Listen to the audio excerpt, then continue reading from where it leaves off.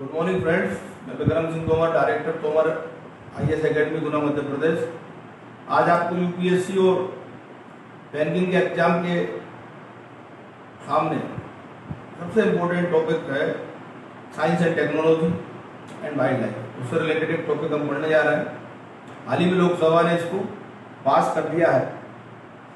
ये जो बिल है वाइल्ड लाइफ प्रोटेक्शन एक्ट 1972 के नाम से जाना जाता है। काफ़ी वर्षों से संसद में ये प्रतीक्षारत था। आखिरकार इसको संसद ने, लोकसभा ने अपनी मान्यता दे दी है। इसका जो शॉर्ट फॉर्म है वो है wild life protection amendment bill. Actual bill नहीं है। एक्चुअल बिल कब आया था? वाइल्ड लाइफ प्रोटेक्शन बिल आया था 1972 में।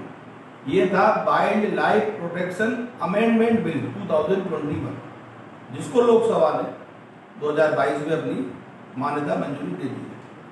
कुछ चीजें इसके बारे में मैं आपको बोलकर सुनाता हूँ और PDF में आपको, वीडियो में जब आप YouTube पर देखेंगे तो उसमें लिंक आपको मिलेगी, आप वहां से इसको डाउनलोड कर सकते हैं। Lok Sabha passes the wildlife protection amendment bill to implement global norms on endangered species.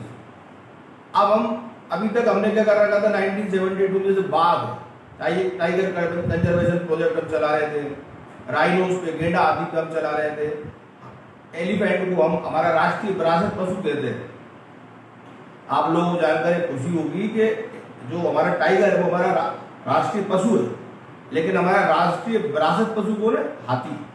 Elephant is the राष्ट्रीय विरासत पशु, हमारा विरासत का पशु, हेरिटेज एनिमल है। विरासत माने हेरिटेज, जो हमारे हेरिटेज में है। गेंडे आदि पर, जो कांजीरंगा में मिलता है असम में, उस पर सब जगह हम कोशिश यही कर रहे हैं, रिसर्च कर रहे हैं कि इनका जो हैबिटेट है, जो उनका लोकल एरिया है, किस तरह से और डेवलप किया जाए ताकि उनकी जो स्पेसीज जो है, जो खतरे में चली गई है, उनको नष्ट होने से बचाया जा सके। तो इसका सबसे इम्पोर्टेंट पॉइंट यही है कि अब इसमें ग्लोबल कंडीशन को हम फॉलो करेंगे। तो इस पैराग्राफ में जब आप लिखोगे मेंस के हिसाब से इसको, तो इसको ध्यान रखिएगा कि Lok Sabha passes the wildlife protection amendment bill 2021 to implement global norms on endangered species. Endangered माने जो खतरे में आ गई, जिनका अस्तित्व अब खतरे में है। जैसे कभी किसी जमाने में सफेद हाथी हुआ करते थे, अब सिर्फ अफ्रीका के कुछ जंगलों में मिलते हैं। कभी सफेद शेर हुआ करते थे रीवा के जंगलों में मध्य प्रदेश में, अब बहुत कम तादाद में मिलते हैं शिकार के कारण। जो इम्पोजमेंट होती है, जो पोचिंग होती है, उसके कारण। It is also focusing on implementing the convention in international trade endangered species of wild फोना एंड फ्लोरा। इसको हम साइट्स के नाम से जानते हैं। अधिकांश बड़े एग्जाम्स में साइट्स की फुल फॉर्म पूछी जाती है कि what is the full form of sites, CITES। या मैं फिर से एक बार उस पूरी फुल फॉर्म को बोल दे रहा हूं आपके सामने। Convention on international trade. अब आप किसी भी प्रकार का व्यापार नहीं कर सकते जिसमें उन जानवरों की हड्डियां, खाल या नाखून शामिल है जो एंडेंजर्ड स्पीसीज में शामिल हो। Convention on international trade in endangered species of wild फोना and flora, that is known as CITES. What is conservation on international trade in endangered species of wild fauna and flora? CITES क्या है? What is the meaning of CITES? It is an international agreement between governments to ensure that international trade in wild animals and plants does not threaten and survival of the species. माने जो अलग अलग देश की सरकारें हैं वो अपने देश के एक्सपोर्ट और इंपोर्ट में जानवरों और उन पौधों का व्यापार नहीं कर पाएंगे जो खतरे के निशान पर पहुंच गए। The convention requires countries to regulate the trade of all listed specimens of wild animals and plants through the permits. इसके लिए जो संधि बनाई गई CITES एग्रीमेंट है, वो कंडीशन तय करता है कि you are not eligible liable to do trade More about Wildlife Protection Animal Amendment Bill. The bill amendment the Wildlife Protection Act 1972, which regulated the protection of wild animals, birds and plants. जो amendment हम कर रहे हैं, ये हमारी संसद ने 2021 का था वो वाई से पास किया।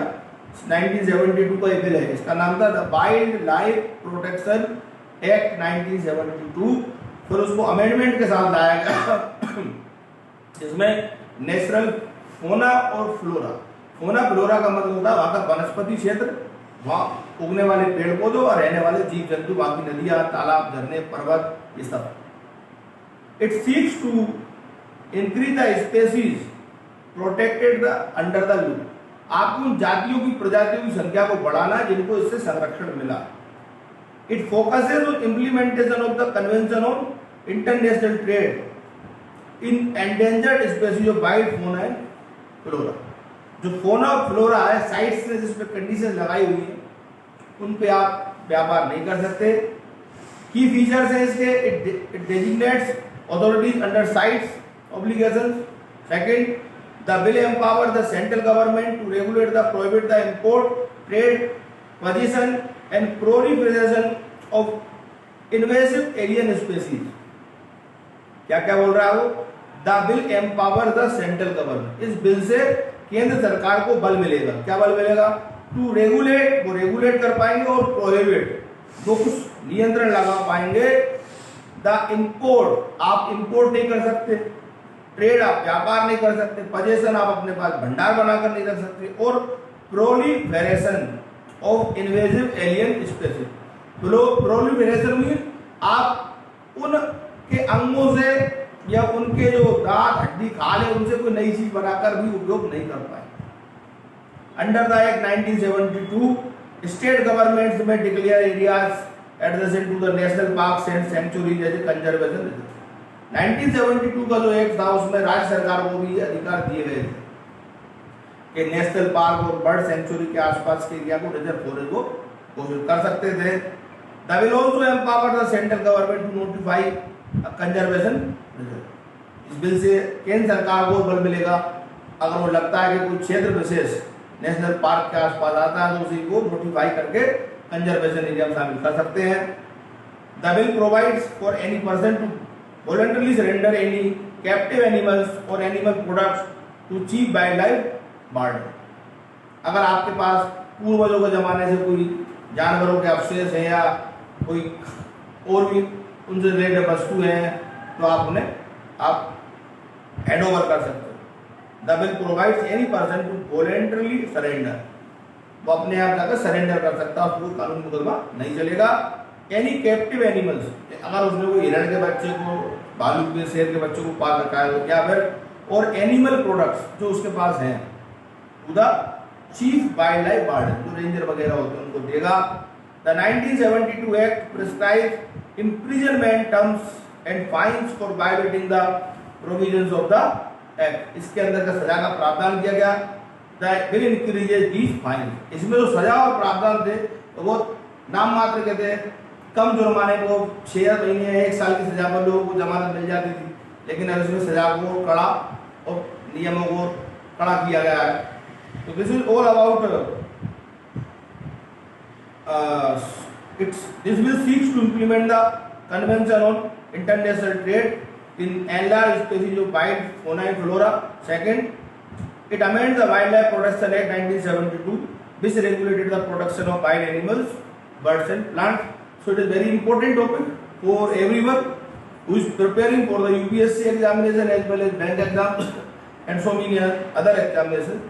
आपको टॉपिक अच्छा लगा हो, मैंने हिंदी में दोनों में समझाया, पढ़िएगा। आपको डाउट हो तो कमेंट में पूछिएगा और इसको लाइक शेयर और सब्सक्राइब जरूर करें। जो यूट्यूब चैनल है तोबर अकेडमी गुना के नाम से है, आप जाकर उसको लाइक करें, सब्सक्राइब करें और ज़्यादा से ज़्यादा लोगों तक ऐसी अच्छी चीज़ शेयर करें। विशेष कोई आपको अगर साइंस और टेक्नोलॉजी में कोई टॉपिक अगर पूछना हो तो कमेंट में आप लिख सकते हैं। तब तक के लिए धन्यवाद। Thank you so much.